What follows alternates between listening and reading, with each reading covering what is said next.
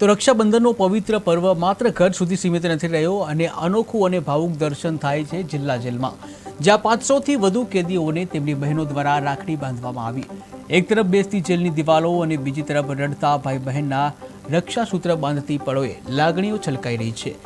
ત્યારે જેલ પ્રશાસને રક્ષાબંધન માટે ખાસ વ્યવસ્થાઓ કરી હતી, જ્યાં એક પાવન અને સંવેદનશીલ વાતાવરણ સર્જાયું હતું, જેમાં ભાઈ બહેનના પવિત્ર સંબંધની ઉજવણી કેદીઓ માટે આશાની એક કિરણ બની હતી। આજરોજ રક્ષાબંધનના પવિત્ર તહેવારના દિવસે જામનગર જિલ્લા જેલમાં બંદીવાન ભાઈઓ 543ની સંખ્યા છે। આજે એમના બધા જ બહેનો એમને રાખડી બાંધવા માટેનો એક પ્રોગ્રામનું આયોજન કરવામાં આવેલું છે અને વ્યવસ્થા કરવામાં આવેલી છે।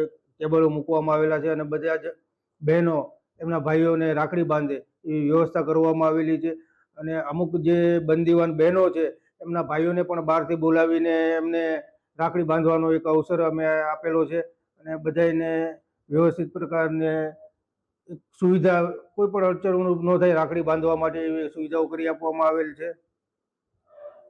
હું કિરીટભાઈ પટેલ। આજે સમગ્ર વિશ્વ જ્યારે વિશ્વ આદિવાસી દિવસની ઉજવણી કરી રહ્યું છે ત્યારે